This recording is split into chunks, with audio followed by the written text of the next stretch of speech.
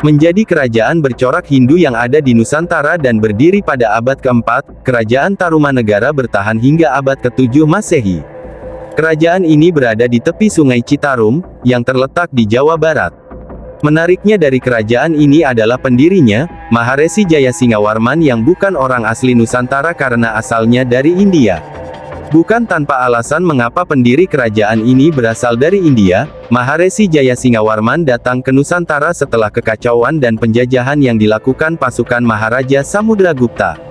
Tokoh yang sebenarnya berasal dari kerajaan Magadha, di bawah kepemimpinannya Tarumanegara berhasil menguasai setidaknya 48 kerajaan. Awal mula berdirinya kerajaan Tarumanegara. Tarumanegara menjadi kerajaan kedua di Nusantara yang memiliki corak Hindu setelah Kerajaan Kutai. Kerajaan Tarumanegara berada di dekat Sungai Citarum yang berlokasi di Jawa Barat, berdiri abad ke-4 Masehi atau sekitar tahun 358 Masehi. Meski berdiri di tanah Indonesia, yang saat itu belum dikenal dengan nama negara, pendiri kerajaan ini bukan orang asli Nusantara. Maharesi Jayasingawarman atau juga dikenal dengan nama Rajadiraja Guru Jayasingawarman merupakan seorang pendatang dari India. Sosoknya menjadi raja dari kerajaan ini setelah sebelumnya menjadi seorang pertapa, dan setelah kembali ke profesi sebelumnya tahta raja pun diberikan kepada anaknya, Raja Dharmayawarman. Jayasingawarman berasal dari Salankayana, India yang kemudian pergi ke Nusantara tepatnya di kerajaan Salakanagara. Kehadirannya pun disambut Raja Dewawarman ke-8, hingga kemudian dinikahkan dengan salah satu putri raja tersebut. Setelah itu Jayasingawarman membuka wilayah yang diperkirakan kerajaan Tarumanegara terletak di Bekasi. Setelah itu Jayasingawarman mendirikan kerajaan yang dinamai Taruma sekitar 358 Masehi dan seiring berjalannya waktu dikenal dengan Tarumanegara atau juga disebut Tarumanagara. Selama 24 tahun Jayasingawarman berkuasa meski belum bisa dikatakan bahwa kerajaan yang dipimpinnya memasuki era kejayaan.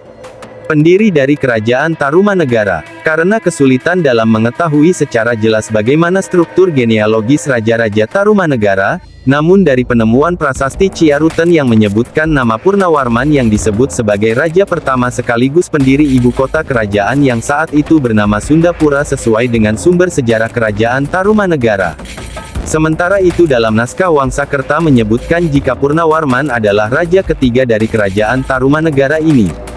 Sementara pendirinya adalah Rajadiraja Guru Jayasingawarman di sekitar 358 Masehi, namun penemuan naskah ini justru diragukan kebenarannya oleh para ahli. Seluruh prasasti yang ditemukan diduga merujuk dari peninggalan dari kerajaan ini.